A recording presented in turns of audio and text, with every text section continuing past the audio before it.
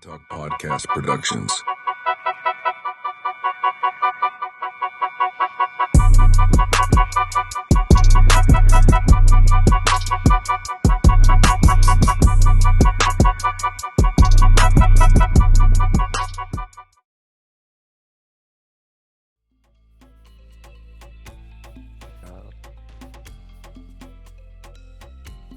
All right. Welcome back. It's your boy, Coach B. I use he, him pronouns, state certified trainer, certified master life coach, anger management specialist, and many other hats. But y'all know this particular segment is Peer Talk on Pi Talk Podcast.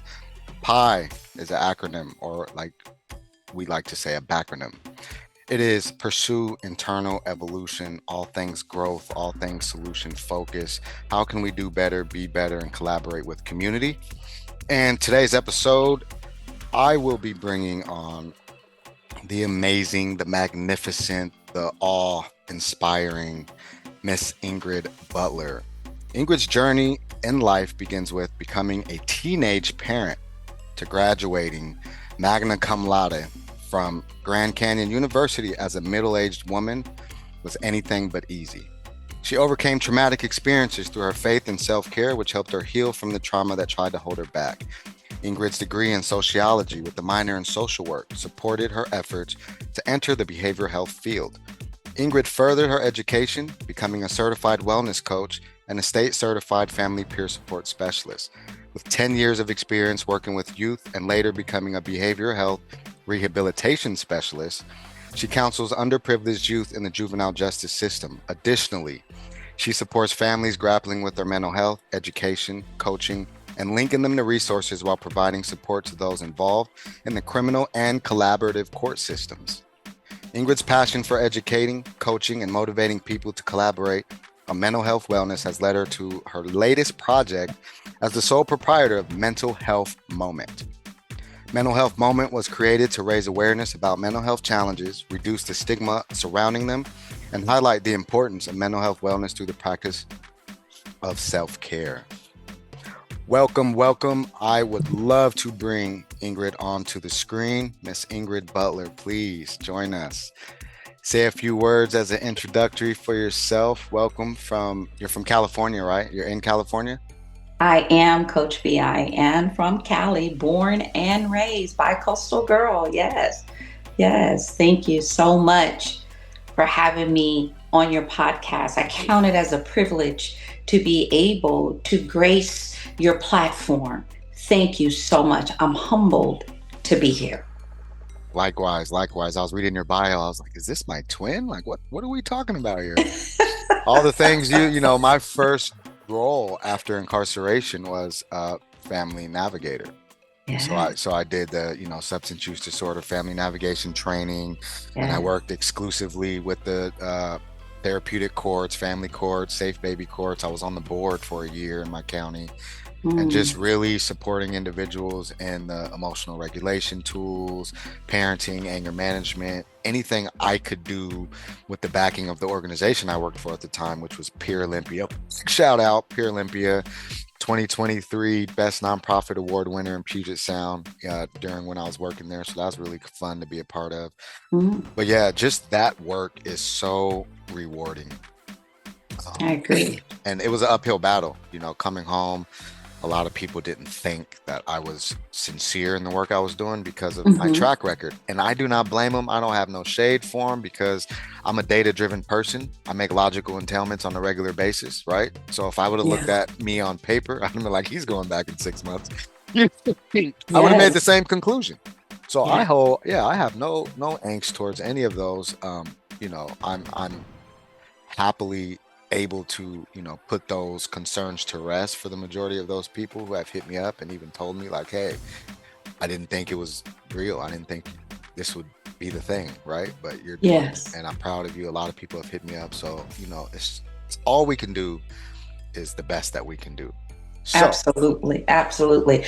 My internet pastor, I have two pastors, but my internet pastor once said, it's not what they call you, it's what you answer to. I need sound effects. That's fire. Y'all listening, man, write these nuggets down. Bell. Yes. Because I have a feeling you're going to need a pad and paper after this conversation. Oh, before we get into like the stuff, I'm a certified state trainer. I'm a facilitator nationally for multiple things. And one of the things I always think is important before any engagement is a little connection before content. And recently I've used this platform here. I will show you, share my screen. And so we have here 2 different pie talk pie wheels, if you will. Just thought of that right now. That's funny.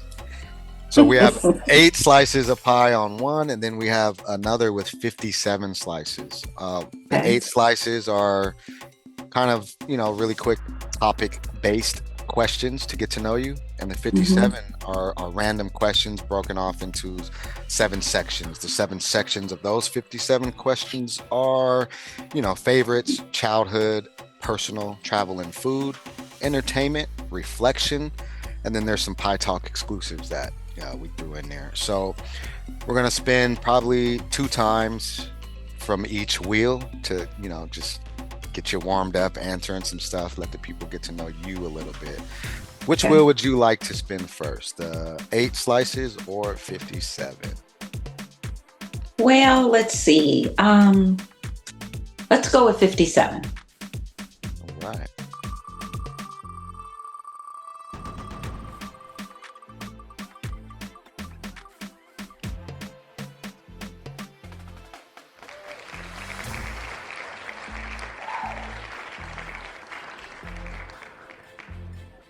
Question number 23 comes from the personal section.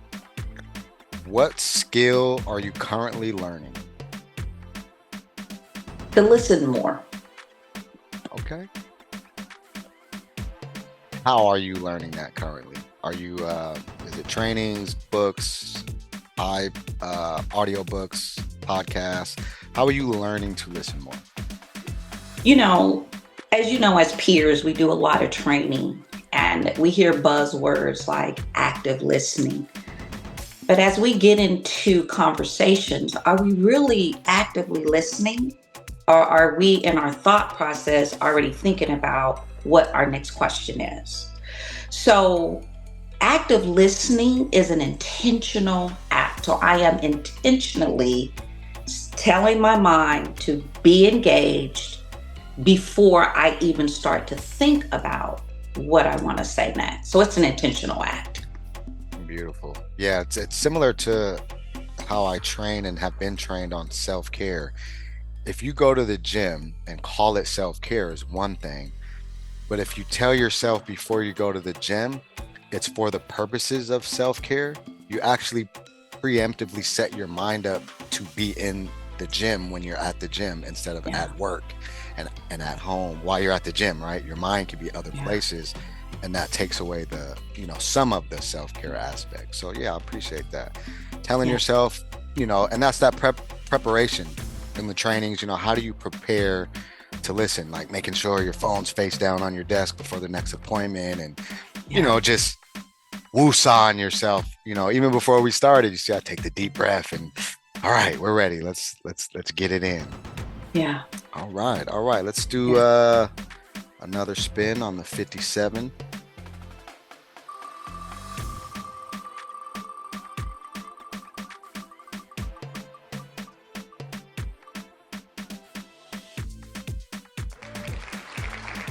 Okay. 16 comes from childhood. What was your nickname growing up? I had a couple of them, depending on what phase of my childhood you're talking about. But my name is Ingrid. My family calls me Ingy. Ingy. Mm-hmm. Okay. Yeah, my family calls me Ingy. As I grew into a young woman, my name is Lovely. Okay. Yes. Lovely. Mm-hmm. Very nice. Yes. So my family, they will say, okay, the lovely one, right? Because I am very meticulous about myself. So Ingy and the lovely one. Yes, those are my childhood names in young Well, adult. nice to meet you, Ingy. Thank and you. Also the lovely one. Thank you.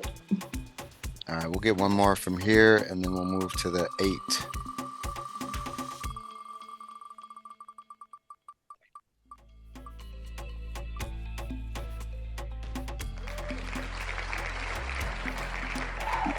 The 8. 38 falls in the entertainment. Okay. Favorite book? The Bible. And that's not cliche either. Oh, it's not. It's very not. The last person on here, Threadis Brown, also chose the Bible. Yeah, that's Coach B, the Bible really, truly is what carried me through a lot of the trauma that I had to eventually deal with as a young woman and as a teenager. It was the word that helped me. Mm-hmm. Beautiful. All right. Well, lovely one. We're going to switch it around a little bit. And right now, just really quick, my favorite book to read is Revelation.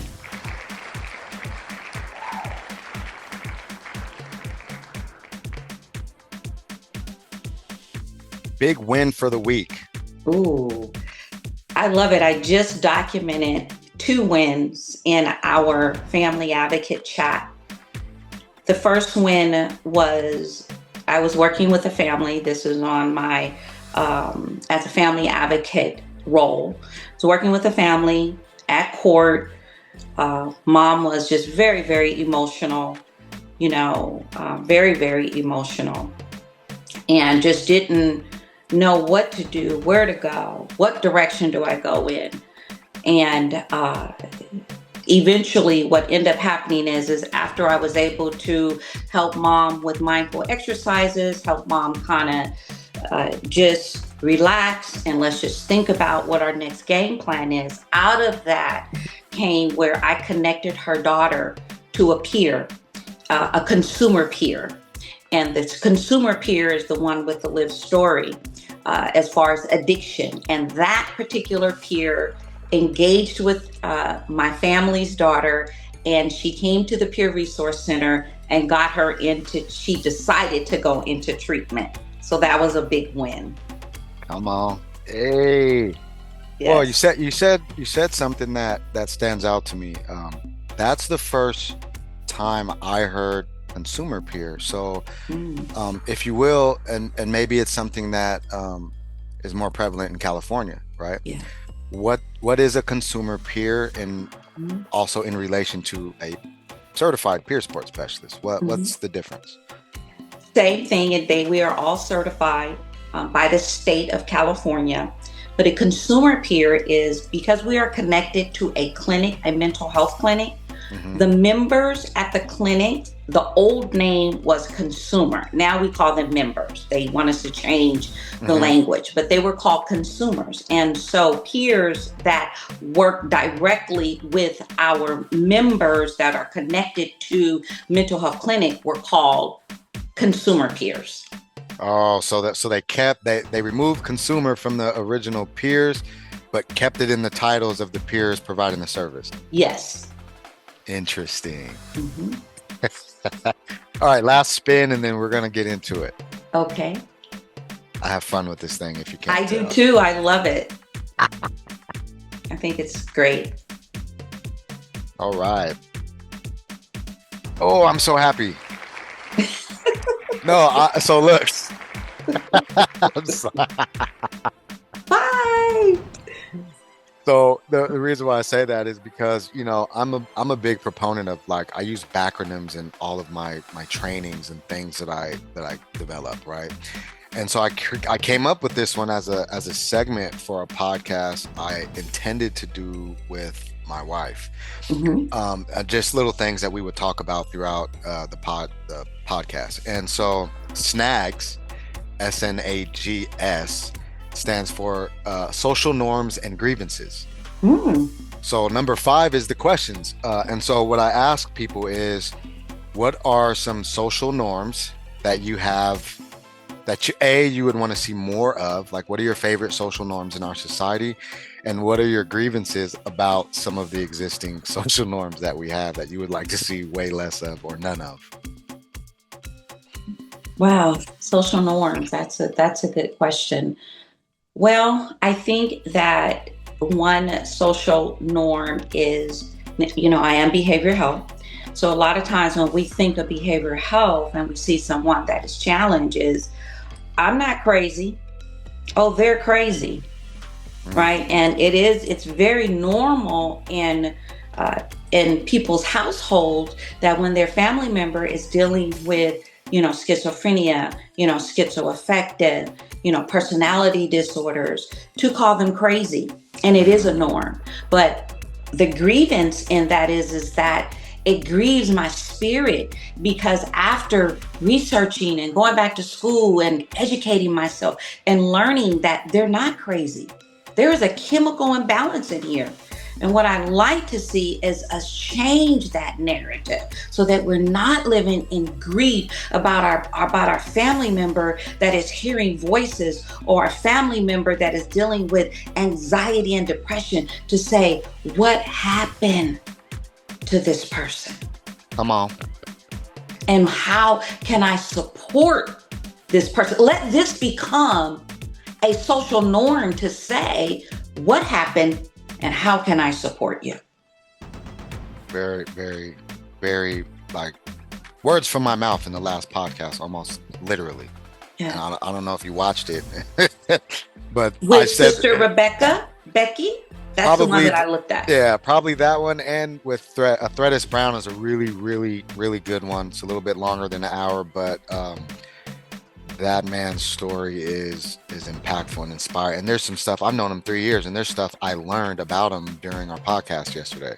So yeah, super, super fire. But that conversation comes up because I think that social norm comes from avoiding the uncomfortable, right? So it's easier to call someone crazy than to step in the mud with them, feel those feelings with them, and try to really ascertain what's happening inside that led to that experience, right? It's easier to be like, they crazy, whatever, what I mean? And then you don't have to subject yourself to that negative experience or that uncomfortable experience.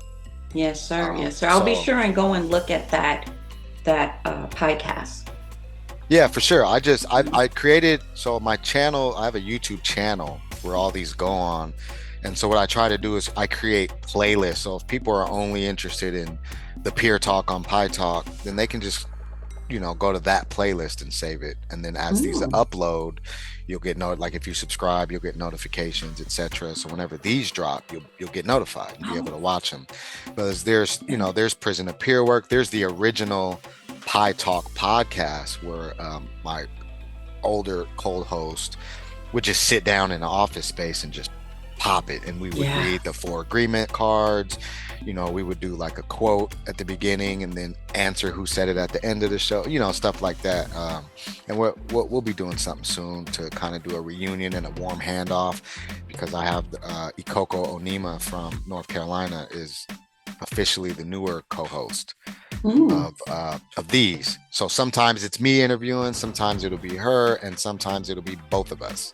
Oh, wonderful. Yeah, it's and we've connected exclusively online. I've never met Ikoko in person, and we actually recently finished a co-authored book called By Whose Authority? The Power of Professional Suggestion, which is a deep and insightful look at leadership. Yeah. Talks about discernment and just it's a whole I'll do a whole podcast on just the books, probably with Ikoko soon. But yeah, it's available on Amazon, all of that. We could talk about that a little bit later as well. But yeah, I want to get into some questions, right? How you doing? Okay. How you feeling? I am feeling excited to be here, Coach B, and I'm just so thrilled that I had met you. When I started my my Facebook page for peer support and family advocacy, because first I did a little research and I didn't see much in the way of family advocacy, or in your neck of the woods, Family Navigator. And I mentioned Family Navigator to some of our peers our family advocates, and they were like, oh, I've never heard of that, So when I started this, my Facebook page, for peers and family advocacy, and I said, okay, well, let me see what everybody else is doing. And that's how I happened upon Washington Peer Support Specialist and then finding you. So I'm just so happy to be able to connect. Yeah, I'm thrilled because I came out of prison just almost 4 years ago now, and pretty much just ran into this field, right? I was already doing the work inside, which some people have heard my story, but I don't think a lot of people really understand what that looks like when you're a mentor in an RDAP program and you're leading seminars and leading groups and talking with the clinicians as a resident, and they're taking your ideas and taking your counsel and implementing it in a program that you're a part of, right? So that, along with I call her my peer mom, Teresa Nisbet, was on the outside supporting me when I wrote a curriculum. She typed it up and sent it back in so I could use it, and it just really planted the seed of like this work. So fast forward, I'm so grateful that I get to be in spaces, and then I had to learn social media pretty much all over. When I left, it was only IG and a little bit of Facebook. And so now I have all these different things that I had to wrap my mind around. But ultimately, I'm just excited that this peer conversation is national, right? The Independent Hope Dealers Zoom meeting, I've been hosting for about 7 months every Tuesday night. We call it Talk About It Tuesdays, 6 to 8 PST time. And there's 5 or 6 revolving states representatives that come to that group. And it's after work. It's not even nonprofit, because I don't have a registered nonprofit for independent hope dealers. It's just a space. It's us, right? And so say you had a workshop on your mental health moment you wanted to do there, you could come there and do the workshop and then get feedback from the group. And we do I created a supervision model called CUPS, overflowing the CUPS supervision model. And CUPS is kudos, upgrades, plan, and sustainability. And so we use that platform even in that group. We call it a CUPS official affinity group. So we come there as independent hope dealers, and even the independent part isn't meant to say we're siloed. It's meant to say that we all individually do this work outside of when we clock off is when we clock in. Right. So those are the people that I try to meet with and collaborate with. And it's led to so many different doors being open. I'm on the National Advisory Council for One World Recovery Network with Dr. Sandra Smith. They created the first of its kind. And there's nuances to that statement, first of its kind. But it's a for us, by us national peer reentry certification. And they're gearing up to becoming a credentialing body that is not under the normal governance, right? And so coming up next week, actually, I'll be in the beta, and then I'll be in the conversation to be a national trainer of that, and also later down the line providing CEUs for, nationally for them. So I'm just, and all these things happen the same way you and I connected. And that's why I really believe no community without collaboration is the philosophy that I live by. Because Dr. Sandra Smith, I didn't know her. I didn't know anything about her, right? The boss I had for peer workforce development, which is like the training branch in Washington of one of the largest peer organizations. We do all the trainings, crisis awareness, peer support, et cetera, et cetera. And so anyways, my boss assigned me to watch this webinar that was on YouTube. And I was so impacted, I went on LinkedIn, found Dr. Sandra, sent her a message, and I was like, I want to connect. And she was receptive. And ever since then, we've been in partnership in different roles. I had assigned in that same role, I was a facilitator of a panel. And they're like, hey, we want you to put together a panel and name it. And, we had a contract to do these panels for, I think, either SAMHSA or Healthcare Authority. And when they assigned it to me, I was like, damn, who am I going to hit it? So I'm like, oh, snap. I hit up Dr. Sandra. I hit up Jenny Burton, a powerhouse in our behavioral health field. She wrote the book called The Gabriel Plan, which I will give her a shameless plug right now. And it's, 10 points to healing our nation. She's very I love it. knowledgeable about the system and where the funds go. She has receipts. So this is a really powerful book that's also on Amazon. Big shout out to Jimmy, good friend of mine. And again, I met her the same way, through the work, finding her Through the somewhere, work. hitting her up, and she reached back. So anyways, I get in touch with Sandra. She comes to this panel. There's 5 of us on the panel. And then after that, the company I worked for at the time actually received like 2 extra grant slots because of that panel. That's what, I was told. They're like, that panel was so fire. And it was called From Prison to Peer Work. And so we had Dr. Sandra, me relatively fresh out around that time, within the first 2 years of being home. Another community leader, NARPA award winner, Joshua Smith, was on the panel. And then Clinton Branch was actually, so it was a really unique panel, because you have the doctor, went to Rikers, became a doctor, created a peer credential in Texas. And you had Jenny, who was, an addict, and she has pictures where she looks like death on one side, and then she graduated on the other side, right? So you see this before and after contrast. And she takes her OUT program into one of the prisons, and she has like a 97% success rate of not returning, right, with her program. And then you have Josh is a state trainer who does we were doing peer trainings in the prisons. And then Clinton, the 5th person, was a recipient. So Josh trained Clinton while he was inside, and Jenny had him in her program. And at the time he was on the panel, he was working as a executive director in the streets, in the peer field. So this was the panel I was able to put together in like 72 hours, right? And everybody's story was powerful and impactful. And it just goes to show, like, looking at people from a distance and saying like, oh, look at Miss Ingrid, I wish I could be like, but some people will never take the initiative and just send a message and just make the connection. Because you would be surprised how many people will respond and be like, oh, absolutely. What's up? Let's collaborate. And so that's kind of where the no community without collaboration like mentality originated. I have receipts. I have evidence of seeing people that look like they're so out of reach because I'm watching them on YouTube or I'm watching them on a podcast. I'm the guy that's like, that person's interesting. I wonder. And then I act on that. I wonder. And then every time it's been a successful collaboration. Coach, I think that, you've said so much, and it's just all these bells just, go off in my innermost being. And although I don't have the lived experience as, being in incarceration, but I am a codependent to it.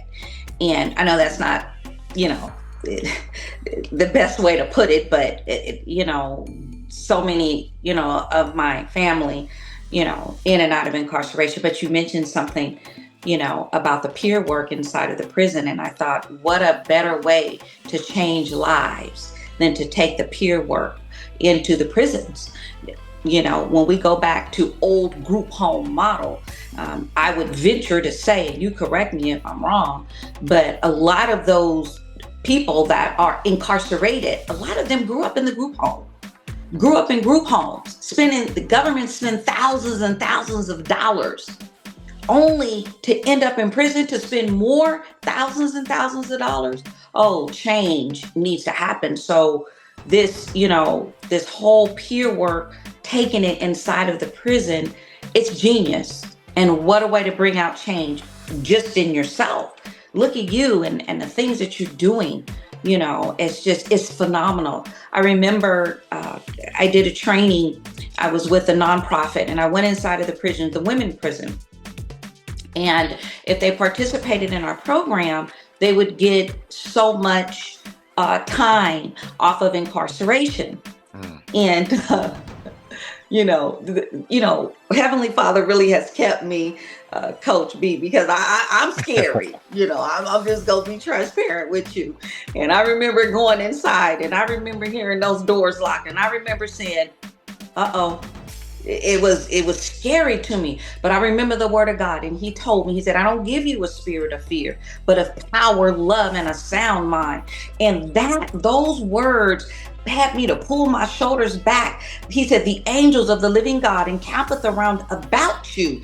And I went in there confident and wanting to help these women to make change in their life. Now, peer work hadn't even, that was in my road, but it hadn't gotten there yet. God was preparing me for peer work. So when you mention, how taking it to the prisons, Coach Oh B, yeah. that is genius. It's Listen, just genius. it has been such a amazing and impactful journey. So I think it was around 2022, maybe 21. The conversation started with a group of individuals: Healthcare Authority Representative Amanda Polly, Stephanie Lane of Peer Workforce Development, Judy Patton, and a couple other people that were inside DLC. And originally, their plan was to go into the therapeutic communities, offer the state certified training.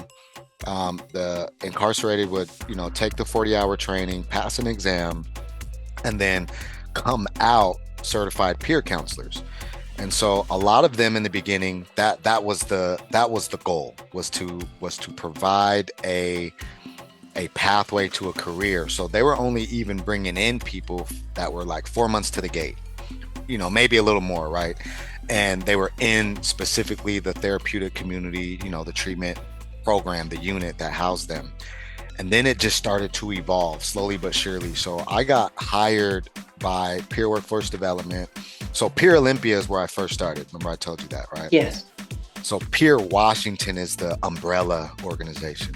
They have multiple sites throughout our states that we call, adult service sites like that, where they can walk in, become a member, and receive all kinds of, there's support groups, there's one-on-one housing, one-on-one employment, recovery coaching, all the different avenues where they could get support. So that's where I was at in Olympia, in one of the counties. Peer Workforce Development under Peer Washington is the branch that does the trainings for Healthcare Authority. Yeah. So that's where the curriculum, got developed. Yeah. For our new 80-hour, because we went from 40 to 80, we went from CPC to CPSS, and also a protected title now in our state.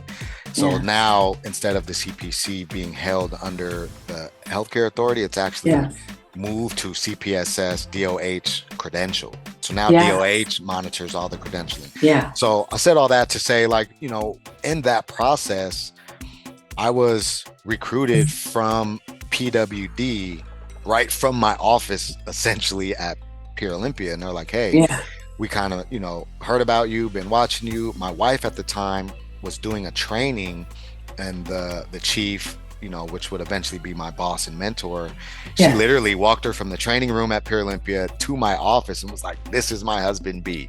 And she's like, oh, I've been hearing about you, because in one of the I had been offered the mentorship process to become a state trainer. Right. Yeah. During that process, I met Jenna Cook. Big shout out to Jenna Cook. She's, fire in the background, administrative trainer, SUDP, right? So I met her in one of those train the trainers that are required, in this process. And she had mentioned me already to her boss, Stephanie Lane, at the time. So when she got brought to my office, it was a thing of like, yeah, I've heard about you, And then there was, the bureaucracy of, I think at that time, no one had been poached internally to a different site or whatever. So that had to get worked out. I got offered, I took the role, I became a trainer. And the very first training that I did as an approved state trainer was at Walla Walla, in the same unit where I started out as an 18-year-old. Yes. So that whole it was surreal. Yes. And I knew I had reached a healing point in my journey when I went into that training and then left that facility. It was 5 days. It was the original 40-hour training. And I didn't have any adverse effects. Like, I didn't feel a certain time. Like, I spent over 10 years in this system, in these very prisons, right? As an 18-year-old. So when I studied psychology, I learned about arrested development and all these different things that were associated with me. And being able to be in that role at that moment was probably the most impactful moment of my entire life. Like spiritual, divine, whatever you want to call it. It was beautiful. Beautiful. You know, Coach B, speaking of training, what I found so it was profound to me. In our training, we had to get up in front of the class and we had to tell our lived story. Now, mind you, we have different cultures, different races, different backgrounds. But Coach B, you know what was so funny? Not funny in comical sense, but just profound, that a lot of us, our story, some of the language was the same. I don't know these people from Adam. Come on. And the story, some of the trauma that a lot of us, everybody in that room had gone through, some of the language of the trauma was the same. I was like, wow, so profound. That training had such an impact on me. My life was never the same. I go in thinking, I'm good, I'm college educated and, and I done did this training and I'm a CASA and I'm all of that. And it stripped me to the bare bone. And it built me up all over again, piece by piece and little by little. Yeah. Ditto. When I had my first recovery coach training, all I remember thinking, even during the training, was like, wow, like this is dope. Right? Dope. This is my tribe. These are my, and it was funny, even then, I was at a halfway house. I was working a labor job because my brother had a job lined up for me even before I hit the halfway house. So as soon as I got there, I contacted the people. I filled out the paperwork. I had a job right away. And it was a moving job, but it wasn't the residential moving. It was office building moving. So we did full office breakdown, like state buildings, tearing down the cubicles and like moving it to a different building or storage or whatever. And it was during that time they had pretty much, I was the newest hire. So when they got slow, some of us wouldn't even go on the schedule. Yeah. So the way this stuff aligned, I'm in a halfway house and I need to but at least for me, I felt like I needed to get out and not be sitting there. So when they're not putting me on the schedule, it was one of those things like, damn, I don't have shit to do this week. Yeah. And it just so happened someone hit me on Facebook from my past and they're like, hey, you should come down to Pier Olympia and just check it out. Yeah. So I went down there and I think it was like end of a week. And the very next Monday started their 5-day recovery coach academy.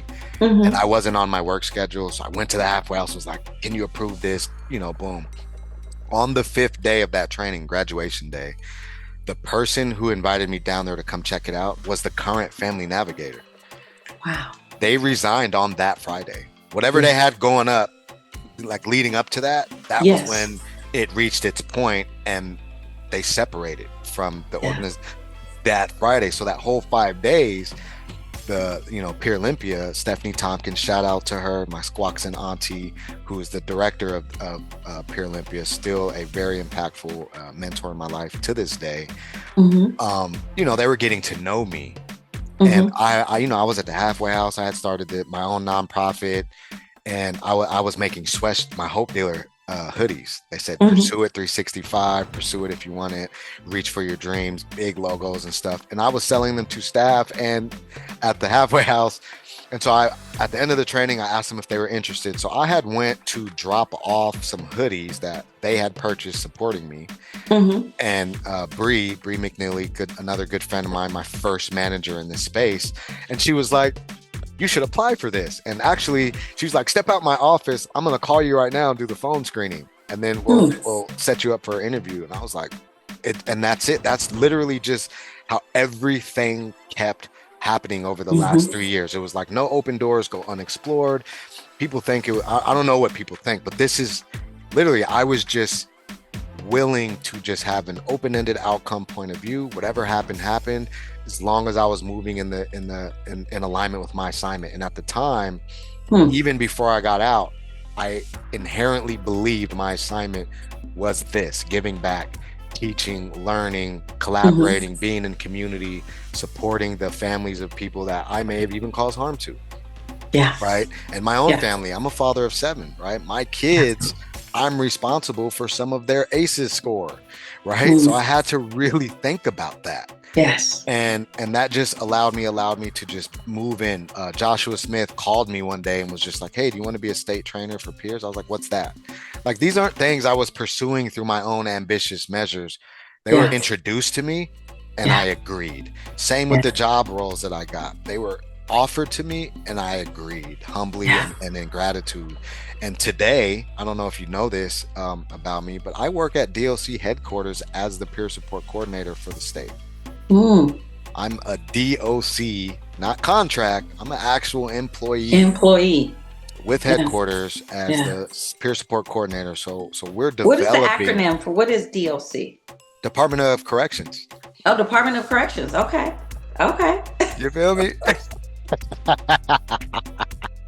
I'm proud of it, right? You know, it was a lot of decision, making and stuff like that. But ultimately, even with the backlash and the narrative that comes with going into DOC with my lived experience, like, I don't care, because I know the impact that I'm having from my own experience with every training that I've ever done inside of DOC. And I've done at this point at least 7, probably closer to over 10, but I'm just gonna, not worry about the numbers, right? But these trainings have anywhere from 22 to 30 people in them.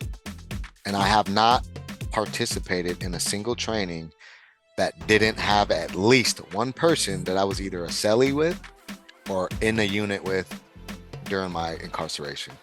So that level of connection and hope in and of itself is enough to keep me motivated, because me literally walking in and being recognized from having done time with someone in the class sparks so much hope, because I'm now the rebuttal. I'm the rebuttal to any excuse you may have about what you can or can't do in regards to changing your life. So don't argue with me about what can't happen for you in your career journey. But let's get in. Quick question. Go ahead. Wait, I want to ask you a quick question.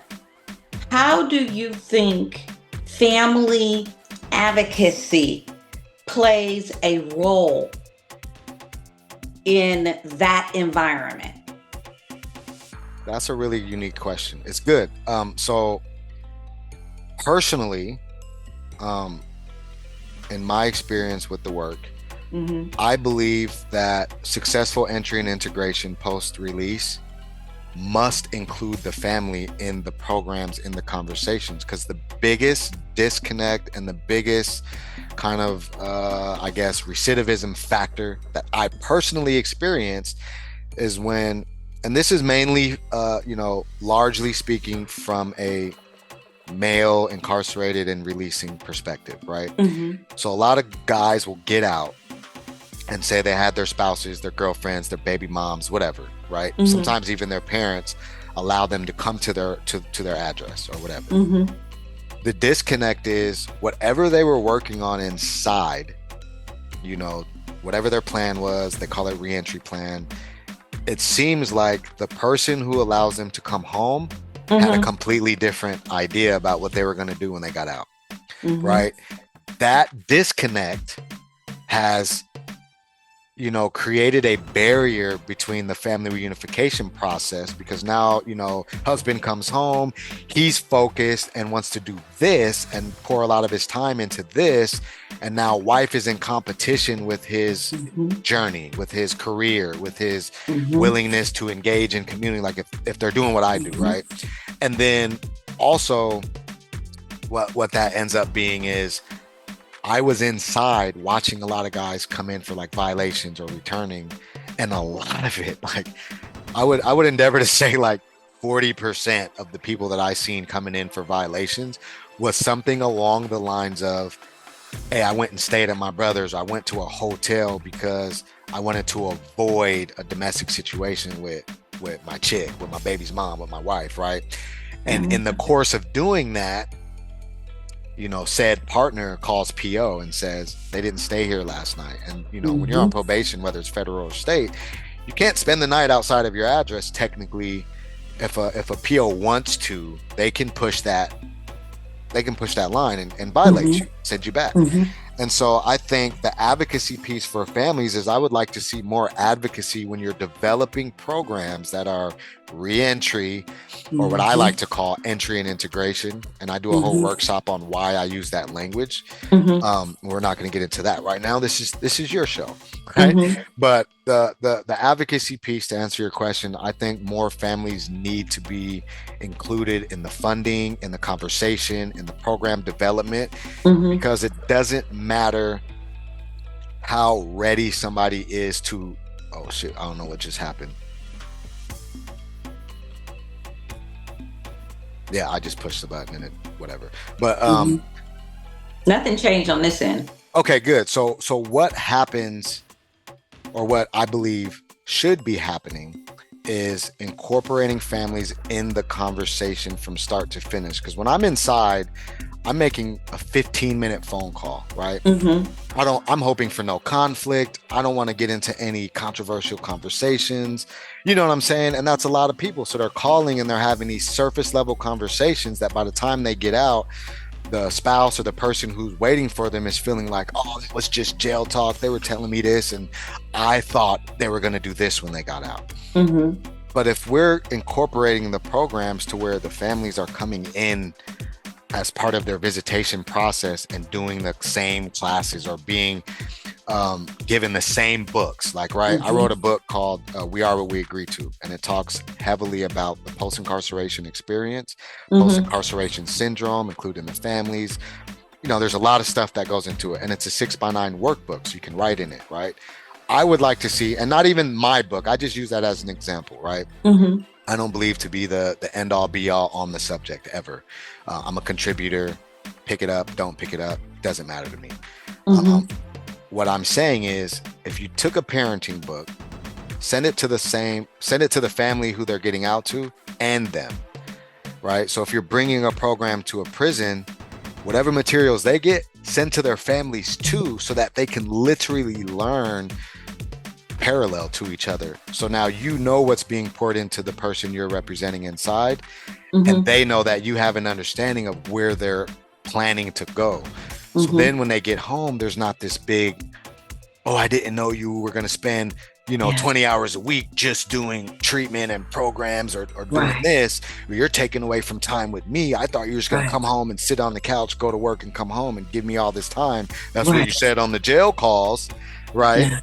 And it's just a big misunderstanding, and it really feeds into recidivism, not including the families that are supporting the person getting out in every step of the process. They should be, in my opinion, they should be talking to the counselors in there of DLC. They should be talking to whatever reentry specialist person they have. They should be able to have team, virtual meetings or visitations where the purpose is transition and integration, so that they can go home and integrate into civilian life. In my experience, I am a civilian for the first time when I got out this last time. So it's not re-entry. I never did it before. Right? So that hopefully, answers the question. It did. Let me ask you this. Yes. Let me ask you this. Let's get into you a little bit. Okay. What brings you peace when you're not advocating for others? Wow. That's something. I think what brings me peace, there's a few things that brings me peace. My spirituality, and Coach, I promise you, this is not cliche with me. It's the center of my life. So what brings me peace is me being able, number one, to come home to a clean room. My bed is made. When I first walk in that door of my bedroom and I look, immediately everything that I have done in that day I'm able to shut it out and just relax. That brings me peace. So your clean Yeah. space, your put together Yes. space, that is your Yes. oasis. That's my oasis.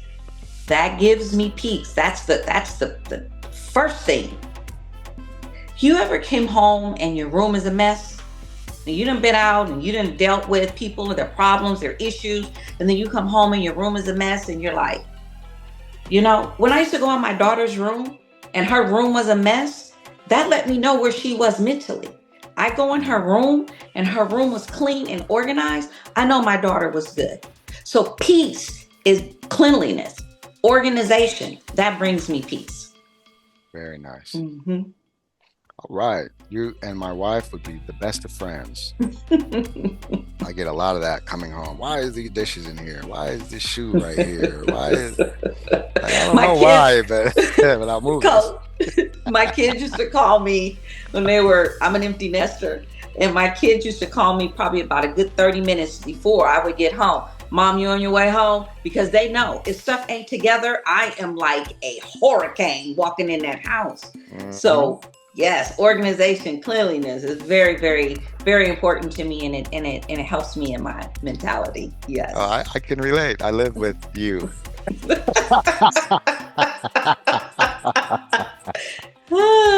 That's funny. Yeah, my wife is the exact same. If someone who loves you described you in 3 words, what do you hope they'd say?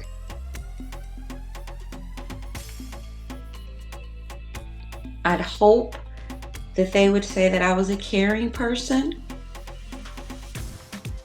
and that I was empathetic and that I took time to listen to them. Beautiful. All right, now I'm going to get a little bit into it. You ready? Okay, let's go. I'm ready. Can you take us back to the day everything changed for your family? For my family? Mm-hmm. Okay, when you say family, you're talking about like me as a married woman or me as a sibling coming up in my family? Well, the part of your bio, you're talking about something that just significantly changed your life, your family's life. So yes. Can you talk about that? Yes. That particular moment? Yes. Yes. Forgiveness. Forgiveness changed. Okay, I'm going to try not to get emotional. I'm an emotional girl. Okay. You can get emotional. It's okay. Forgiveness. Coach B, there was so much trauma in my life, and I'm talking physical, emotional, sexual trauma. And the day that I was able to forgive my family and those that wronged me, my life changed. My life changed in the way that I talked, my view of life, my relationship with my Heavenly Father, and the direction in which my life was going. Forgiveness changed my life. Beautiful. So before your sister's diagnosis, what did your family believe mental illness looked like? It was hidden. There's nothing wrong with you.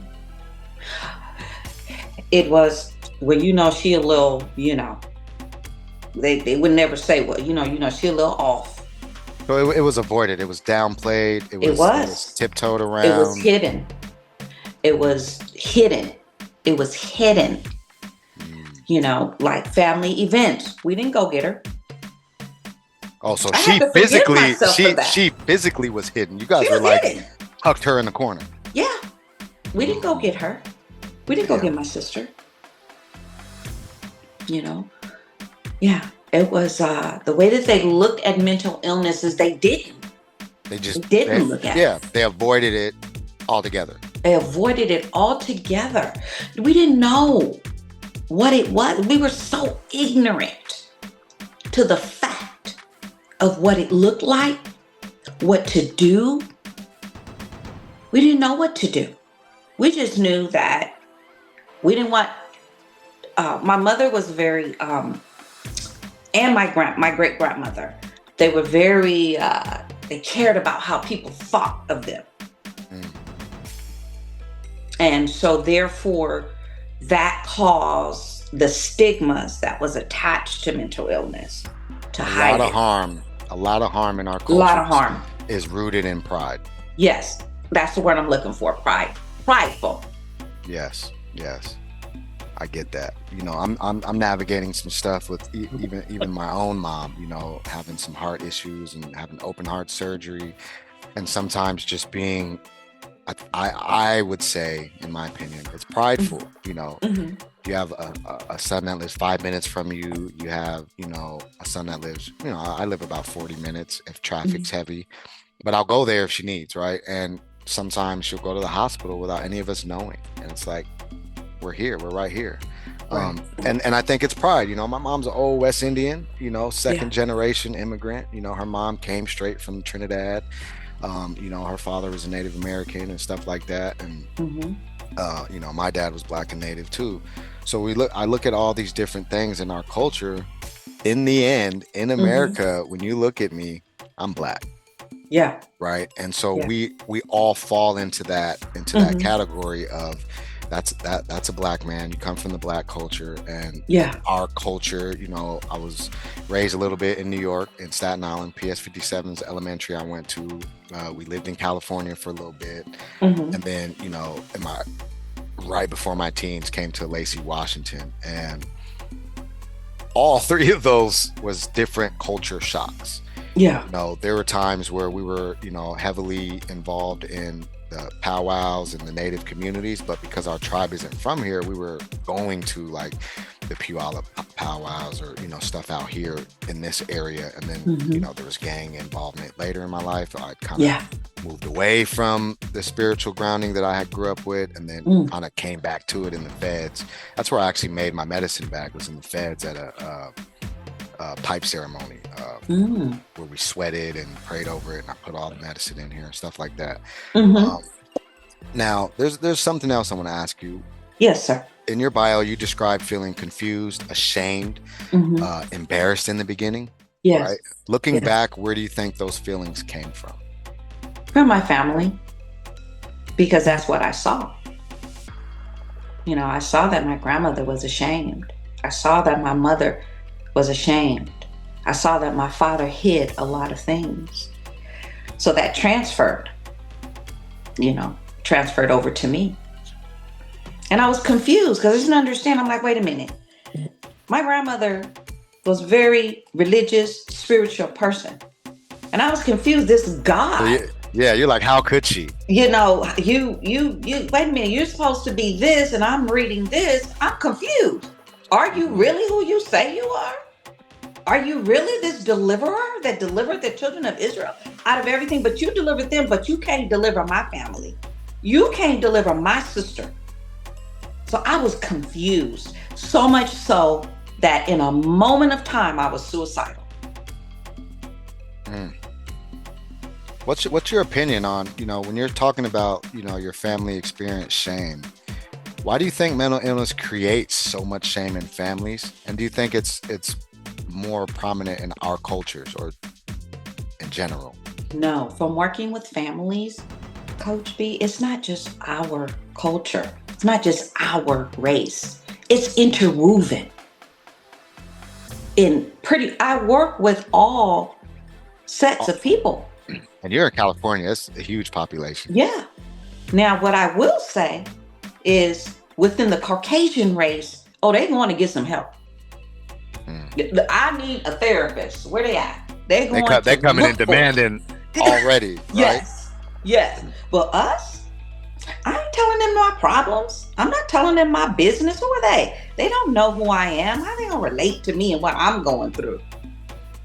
You know, even within the Latino culture, it's the same. That's what I see. That's my perspective of what I see. And I deal with all different backgrounds, creeds, races, cultures.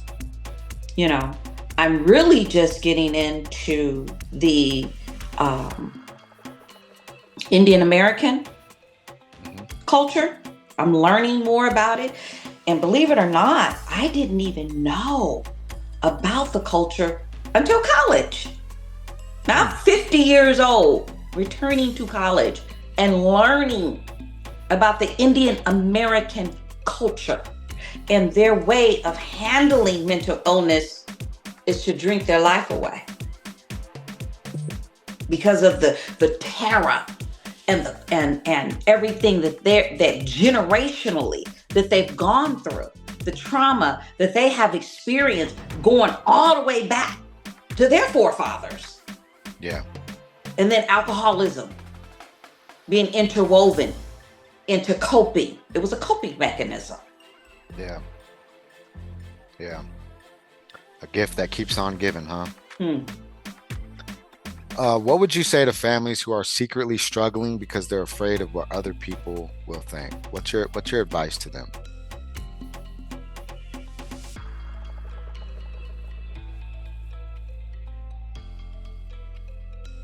My advice would be talk to somebody that you trust.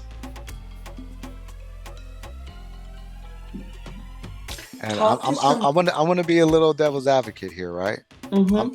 I'm the youth, and I'm like, I don't fucking trust nobody. Mm-hmm. Miss Ingrid, how do I talk to somebody I trust Mm-hmm. if I can't trust nobody? Mm-hmm. What do you say to me? Mm-hmm.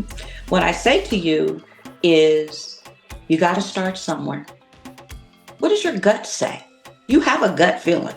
When you out there in the streets and you meet your gang friends, do you trust each and every one of them? No, you don't. But there's someone there that you do trust, that you do confide in. You have to start somewhere. What does your gut say? If you go on, we all have a gut feeling. It's innately in us.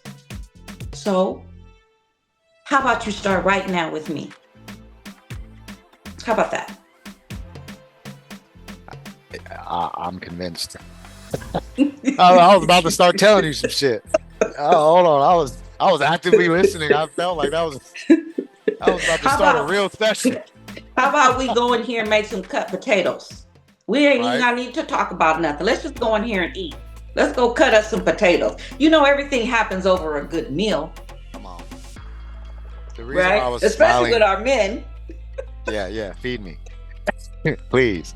I was smiling so big when you were saying everything you were saying just now about the gut and everything like that, because the book that I co-authored with Ikoko, By Whose Authority, The Power of Professional Suggestion, is based on essentially, to me, it boils down to one thing: discernment.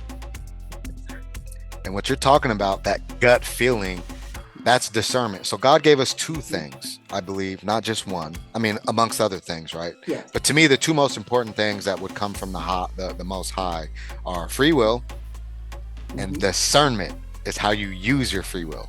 That's Because without discernment, you're making decisions based on the lack of ability to decide and ascertain what's real and what's not. When you're asking that youth or that person in that example, you don't trust everybody in your gang, right? But you know who you can trust, right? That's discernment. You're using it automatically because, like you said, it's inherent. We are divinely equipped. That's stock. Every vehicle that's born is stocked with free will and discernment, right? Among other things. And so being able to trust your gut is actually you just using your discernment. Yes. To decipher fake from real, smoke and mirrors from authenticity, right? And that's why I was smiling so big, because everything you're saying, I was like, she's saying discernment without saying discernment. I'm trying not to be so spiritual and just keep in layman's terms. I'm trying to speak your truth. That. Speak your truth, Miss Lovely, the lovely one. Be lovely. I don't want to seem so authentic. I'm authentic, but I think, I think thesaurus, there's always another way to say a word, Yeah, that's just like I said, the reason why I was just it just made me warm, because I am a heavy advocate for people using their discernment. Yes. It's a lot of my teachings, a lot of my trainings that are not associated specifically with like healthcare authority or something else, like my own curriculums. Yes. It's grounded in, discernment and Yes. leading conversations with curiosity, because the curiosity feeds your discernment. Yes. And then using your discernment allows you to take the data that you collected by using your curiosity to make an informed decision about anything at any given time. Right. And so when we're just letting people tell us anything without receipts or checking into it or using our discernment, we're also giving away our authority. Yes. To think for ourselves. So exactly. I had to go when harm was being inflicted upon me as a young girl. I had to find someone that I trust and go talk to them. So I really believe that our footsteps are ordered. And I believe that Holy Father in heaven, he will put someone in your way. When you are so fed up and so hopeless and in despair, I believe that Heavenly Father will put someone in your way. Come on. And that gut, that discernment, I could talk to that person. They're going to bring me some hope. They're going to take me to hope. They're going to show me how to hope again. They're going to speak into my life where hope will be my portion. Beautiful. Yes, sir. What's one myth about schizophrenia you wish the public would stop believing? That you cannot live a life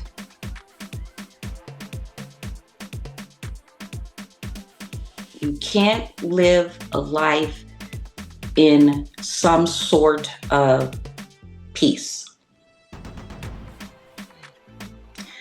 Because a lot of times, untreated schizophrenia will continue to spiral out of control. I got my sister back. You know why? Because hope was around my sister. Medication management was around my sister.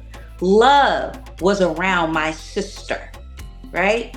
So you take all those components and put it in one space with someone that has a diagnosis of schizophrenia, recovery will be their portion.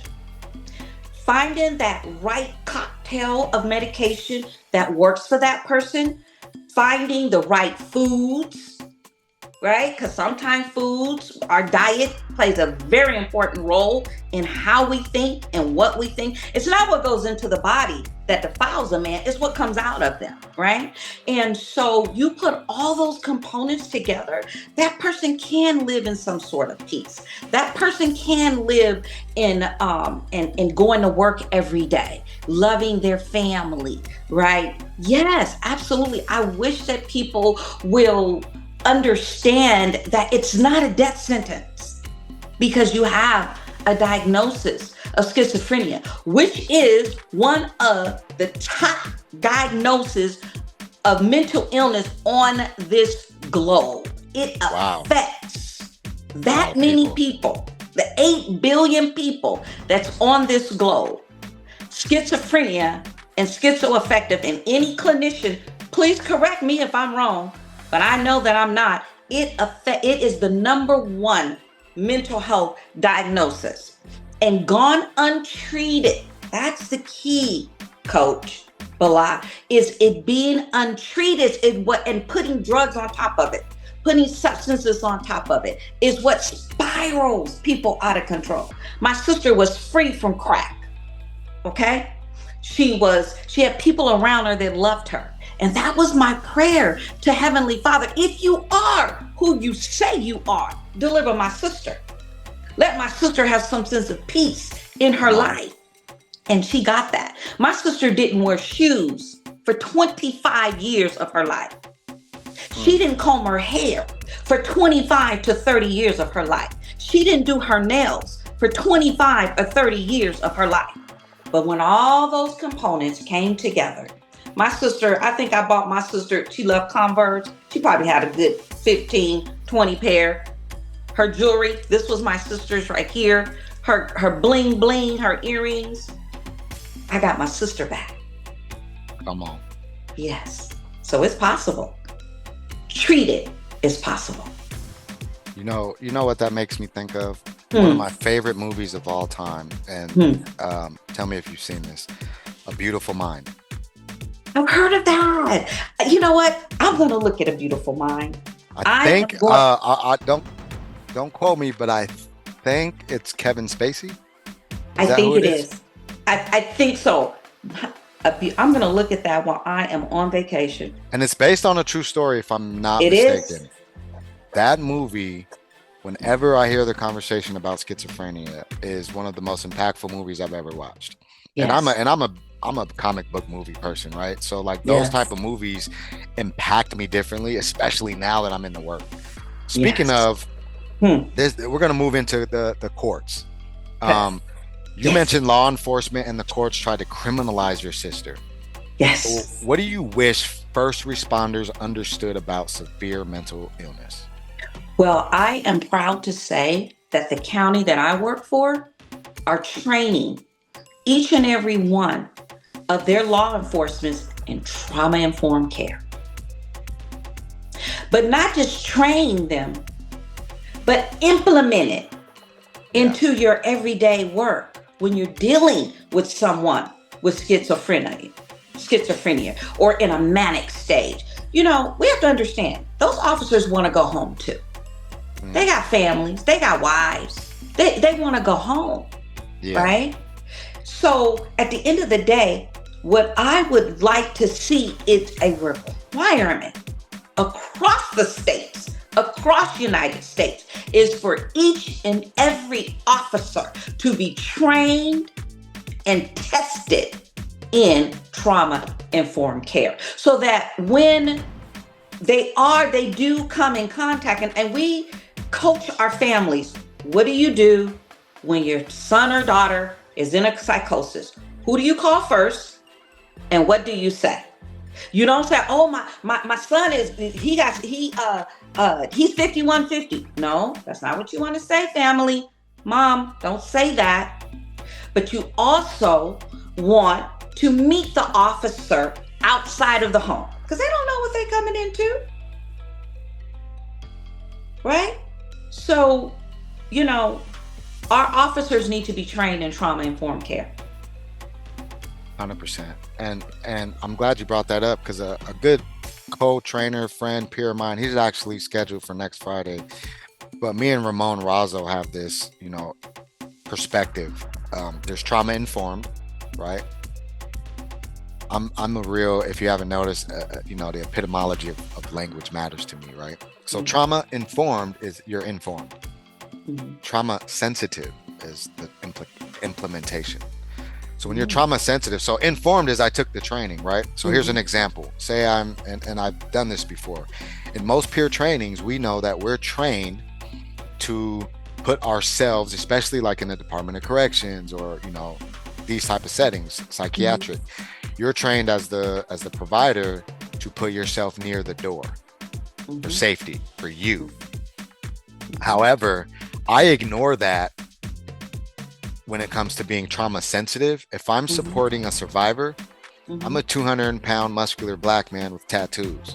If you're coming to my office, I don't know how tall you are or how small you are in comparison to what I just described, but just the fact that you're a survivor, you're 100 times smaller than your physical appearance and a lot of what you've navigated. And depending on how recent it was, I've navigated people trying to get into a DV house, safe house, right? So that means they literally have come to my office with visible, experience, like it just happened type thing. And I remember thinking, I'm going to go into my office first. I'm going to turn towards them. I'm going to sit down. I'm going to make sure that if they want the door, like they have full access and autonomy to the exit. To me, that's being trauma sensitive, even though my training says I should be closest to the exit. Right? But not in that particular regard. when we're Right. talking about being trauma informed, they Mhm. could be triggered if I'm sitting at the the door, Right. and if anything comes up for them, Mhm. I could be causing harm by just being a physical representation of a barrier between them and being able to escape. Mhm. And so, that's just one example I use for like the difference between, trauma informed is cool. I know a lot of Department of Correction officers that have taken a trauma informed training, but Mhm. still will go in there and talk Mhm. loud as, Mhm. Mhm. anything to Mhm. incarcerated and treat them poorly and talk about them Mhm. poorly in rooms they're not in at the mess hall or whatever. Yes. And so I think, there's a huge difference Mhm. between knowing the thing and actually like caring enough to do the To thing do a thing. that make it Training is only as good as you use it. I can sit here and be trained all day long, but if exactly. I don't use it, if I don't implement it into my everyday work, what good is it? So it's the same thing with our officers. They have to implement the work. When you're making a call, to a family member that's in an active psychosis, right? And making the officer aware, no, there's no guns, no, there's no knives, none, there's nothing for them to harm you or to harm me. We have childproof our house. You don't have to worry about that. But yes, they are throwing the chair. Yes, because you got to be honest and tell them what the behavior is like, right? So it helps them to be prepared, and that officer might be more inclined to do that 5150 assessment and take them to the hospital versus just taking them to jail, right, and putting them in a cell. Yeah, absolutely. So let's move into just a quick question. How different might your sister's life have been if your father hadn't advocated for treatment? She would be in prison. She was fought an officer when she was in a psychosis. They wanted to send her to prison for years. But my dad was the biggest advocate for my sister. No, he was able to show documentation that my sister has been, she's untreated. She's refusing to take her medication. She was in a psychosis. She's been, here's all of her doctor's care, because my father kept all of my sister's, all of her medical notes. He had a release of information. So whenever she'd go into the hospital, he'd make sure that he had all of her documentation so that when things happen, he was able to best advocate for my sister by having the documentation. Okay. Shout out to your father. I want to take my hat off real quick. Yes. Tip my hat to the man. Thank you. Which actually, it's not the next question, but these things go the way they go, right? So I want to ask you something. That's a hot topic in some areas. What's your sentiment on Black fatherhood, and what's your advice about that narrative? We got to do better. We got to do better. We got to get more involved. I work for Eagleston Youth Center. I work in a facility where there's 2 homes on a lot, and there's 12 youth. And generally, there's a mix of African American and Latino. I've been with Eagleston for 9 years. I was part-time, I was full-time, and now I'm part-time. And of those 9 years, let's just go with the house that I'm at now, the facility that I'm at now. I've got 6 in the front, 6 in the back. Okay. I'd say we have right now, let's do an average. Out of the 12, 6 are African American. 50%. 50%. Okay. Ask me how many fathers have come I don't to want to see about their kid. How many? 2. And that's over the 4 years that I've been at this facility. 2 fathers. And I had to work with them fathers to get them to come and see about their children. Fathers, we got to get more engaged. So really what I just heard is 0% internally motivated fathers. You had to externally motivate even those two to come see about their come and see. Just visit. Latin American, Latinos, they got grandma, grandpa, daddy, mama, they all up there. They deep coming to see about their child that's snatching and grabbing and carjacking and doing all this other kind of madness. Us? Where's the dads? Where's the moms? They're not there. Coach below. So we need to be more engaged. Now, mind you, some of our fathers are incarcerated. Many of them are incarcerated. And I tell mothers, like I raised 2 boys, right? I'm a codependent to their father who had a substance abuse addiction. My kids, I got mentors for them. I tell the mom, find a mentor. If you don't have a father figure in your son's life, you expect your son to stay in your presence, and he's 16 years old. Don't go nowhere. You don't like his friends because you don't live in the best neighborhood, but you expect him to stay there in that room. Get a mentor if they don't have a father for your children. We have to do better, Coach Bala, of raising our children, getting that village going again. We need that. Remember back in the day, the village? We need that village again. Come on. We need that village.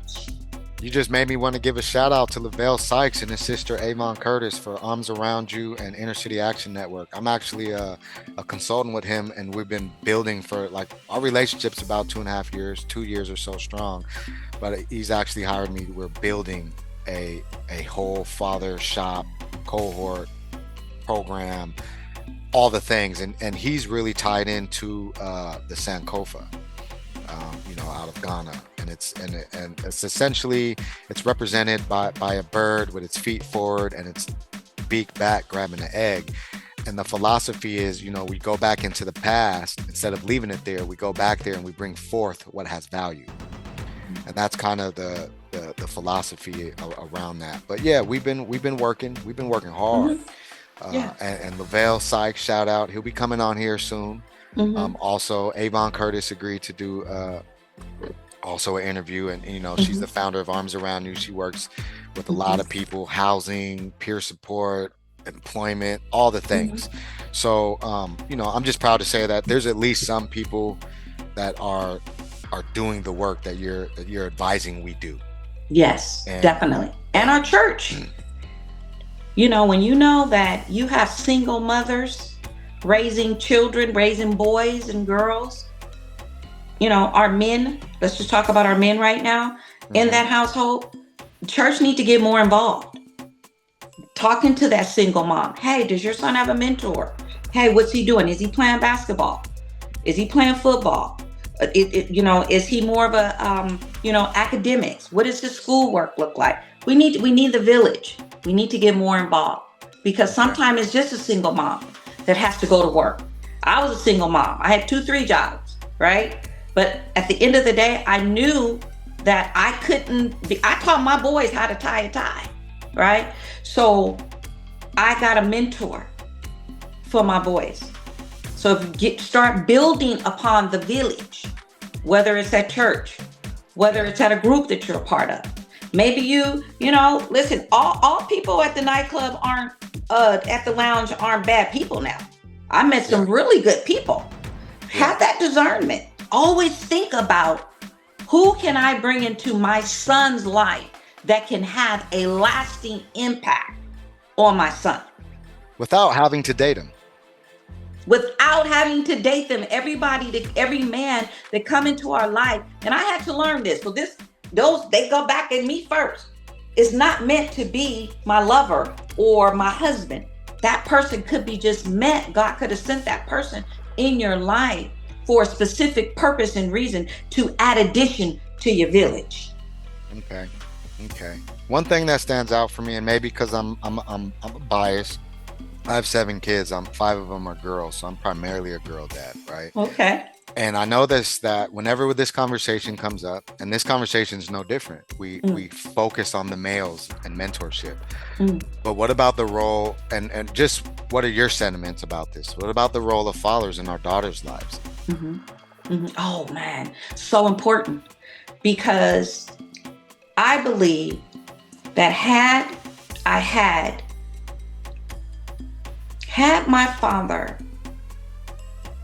gotten the help that he needed, because my dad wasn't all bad.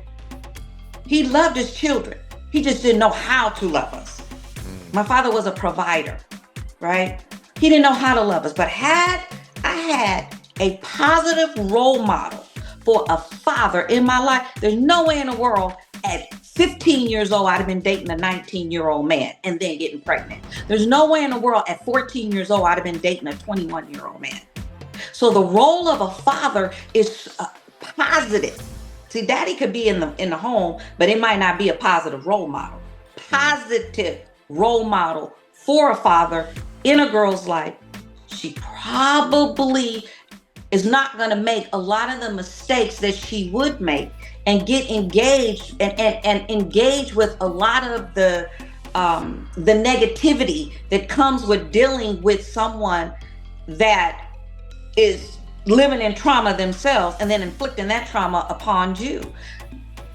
Maybe it would shield us had we had more of a father, a positive role model for a father in our lives as young girls. We would probably make better choices and decisions, right? Oh. We definitely, would be more about building confidence within ourselves, right? I'm a confident young woman because I was raised a Muslim girl. And as a Muslim girl, confidence was always poured into us as Black people and as Black women, right? And as a Black young girl. So we need strong, positive role models for fathers to help instill confidence in us, to help us not to go down certain roads that would bring harm to us, because we have our protector. And that's what's wrong. A lot of our girls, and because I used to work with girls that were sexually trafficked, and a lot of times they don't have the protector in their lives as a father. So fathers, we need you to be our girls' protectors. And this is why a lot of our young girls that you see that are engaged in a lot of the paths that are unhealthy is because they don't have the protector in their lives. They don't have that positive role model of a father in their lives. Did that answer your question? Oh, definitely does. And Okay. again, I go back to what I always go to is it ties in that I think one of the wells of discernment is the father, right?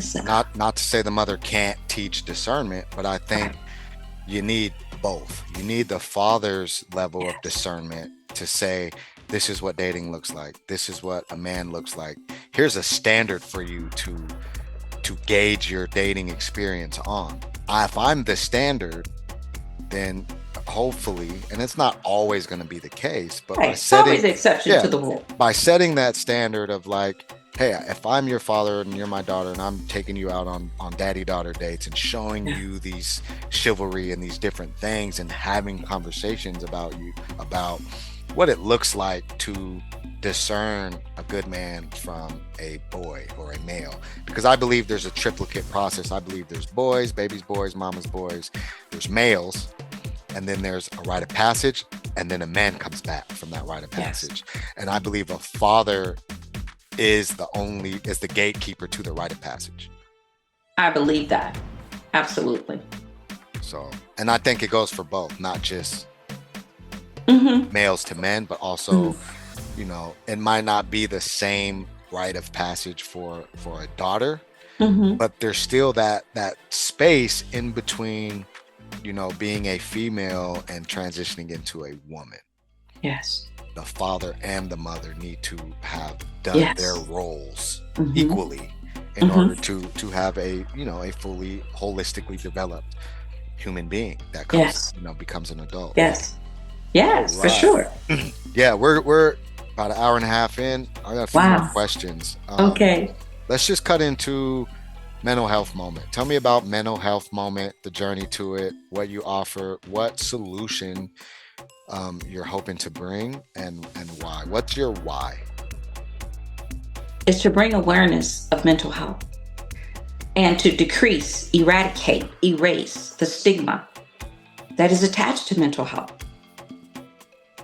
Mental health moment was born and created out of a need to bring awareness to everyday people like you and me that it's okay to not be okay, but it's not okay to don't do anything about it. It's one of my favorite shirts I have from Mammy. It's okay to not be okay. Yes, but it's not okay to live in that.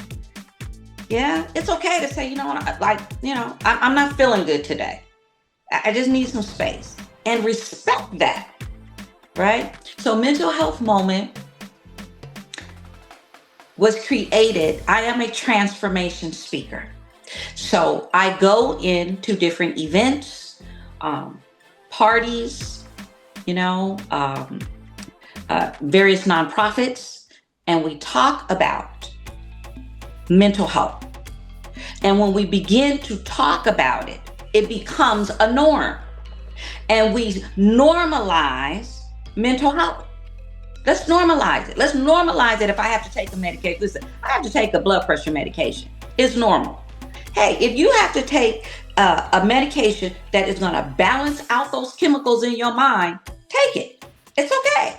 So I enjoyed going out to the masses and talking about taking a mental health moment. I enjoy talking about self-care and what that looks like physically, emotionally, all the way down to, taking care of our physical bodies. Because when our physical bodies are not healthy, it impacts our mental health. Everything. This brain of ours is our computer. So it impacts everything about us. So when it's healthy, right, and it's operating as it should, then we can be at peace. Then we can engage with others. Then we can have adult conversations, or we can have kid conversations. So mental health moment was born out of a need to eradicate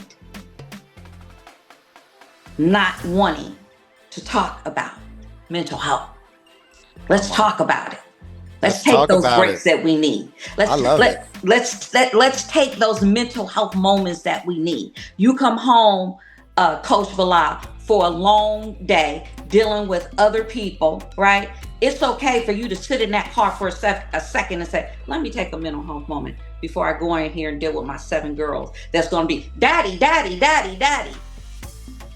Because you don't take that mental health moment and you walk in, daddy, look, give me a minute, just leave me alone, and then it don't come out right.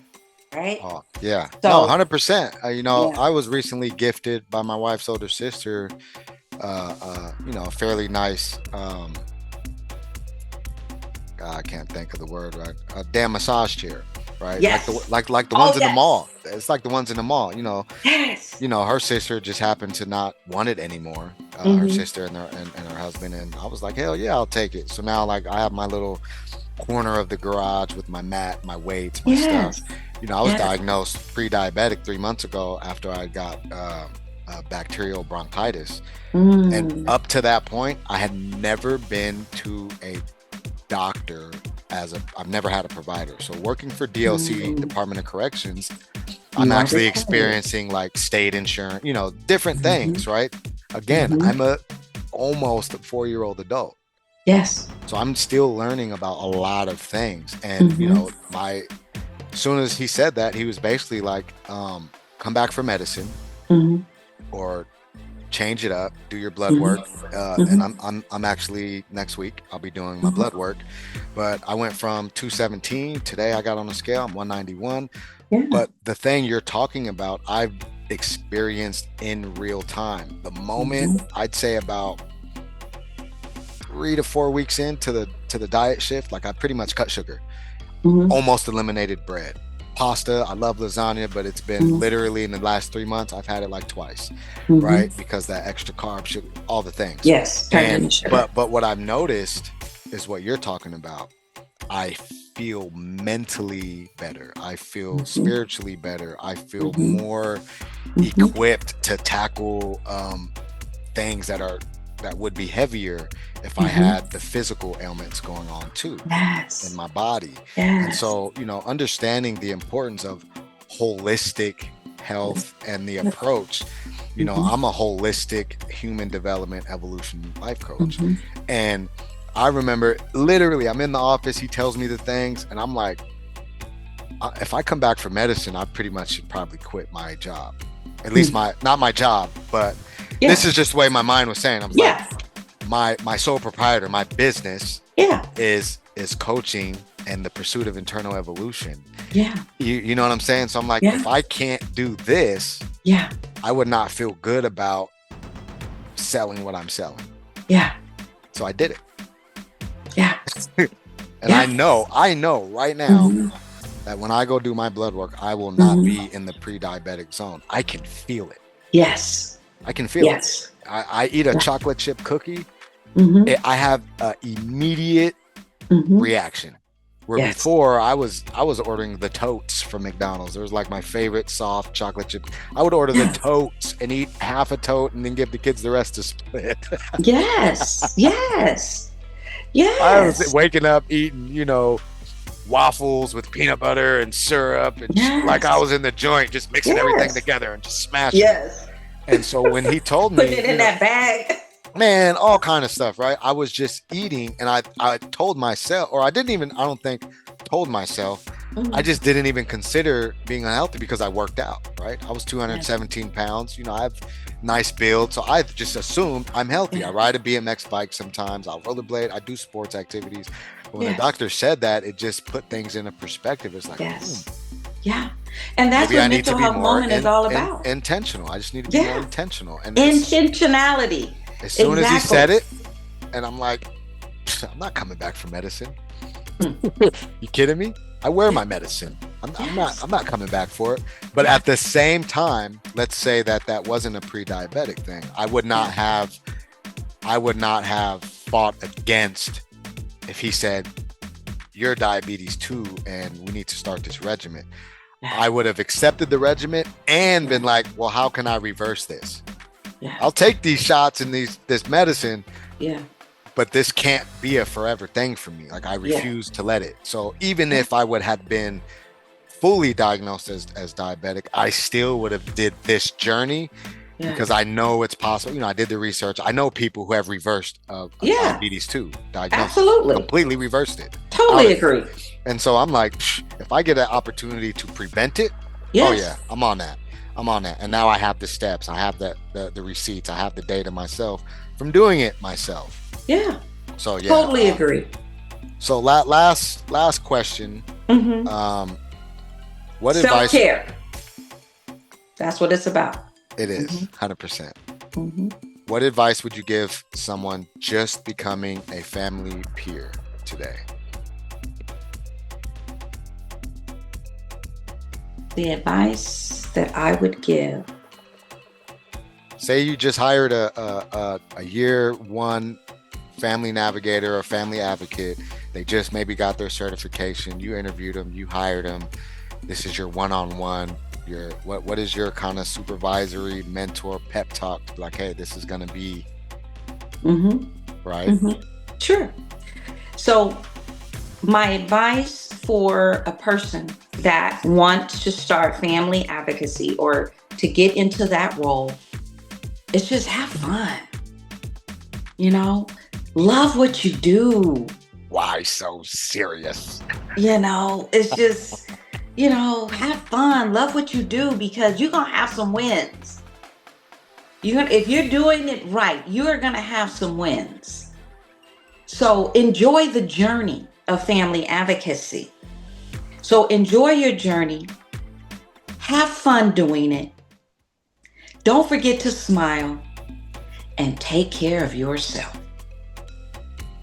Mentally, physically, and emotionally, and spiritually. Come on.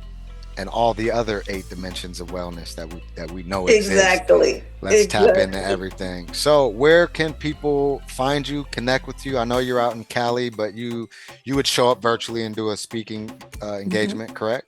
Yes. Okay, yes. so how do they get a hold of you? What do you want me to put in the edits on the bottom of the screen? Your website, your email?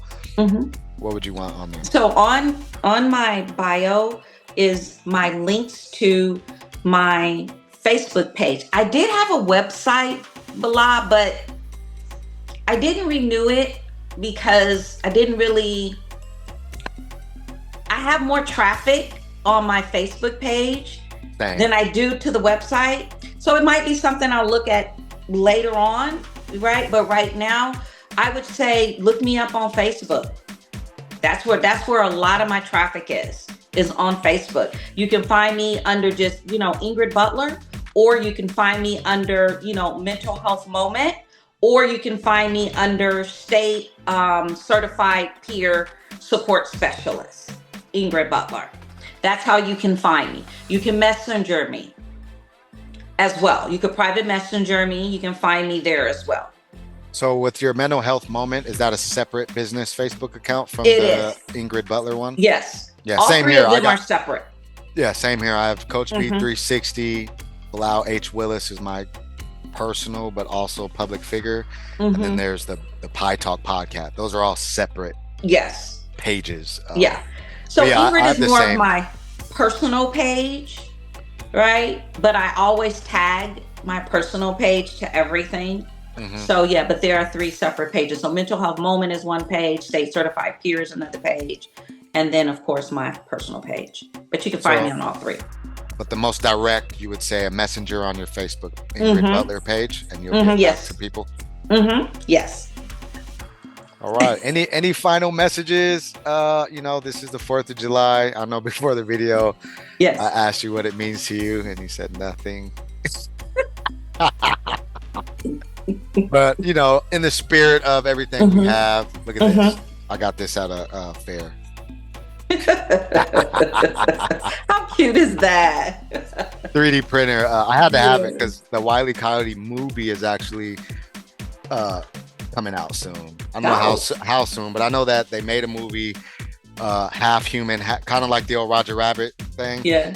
Wile E. Coyote is actually suing Acme for all his things blowing up on him when he tries to kill the Roadrunner. That's the premise of the movie. And I think John Cena is a lawyer for the Acme, and then there's another human lawyer for him. So it's a good fun time. I think when it comes out, it's gonna be. But the funny story, they shelved it for a couple years, and then someone else bought it. I think either Amazon, somebody bought it so that they could bring it and actually run with it. So bring it to life. Yeah, old school. It's been an honor and a pleasure. I'm gonna take some time, get this thing uploaded to the YouTube channel. I usually send the guest the link first. So even before I post it, I'll send you the link so that you can post it and tag everything you want to tag. And then I'll drop it on the YouTube page. I'll post it on the Pie Talk page and my personal page. And I usually tag the peer support groups that we're associated with. So, get the word out, get your story out there. I appreciate everything you do. Super fun kicking it with you and getting to know you, maybe in person someday. Maybe you swing by on 6 to 8 on Tuesdays and pop in the Independent Hope Dealer meeting. Right. Coach Bill, I think that what I want, my last words, we're living in some perilous times, and we're living in some tough times. Build your village. Everybody is not the enemy.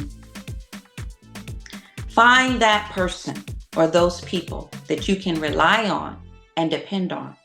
And lastly, take care of yourself. Eat right. We all have cheat days, as they call it, or whatever, but take care of yourself. Go to the doctor.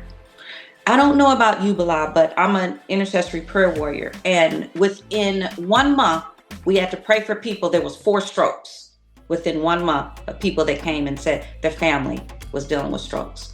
So that said, self-care, mentally, physically and emotionally.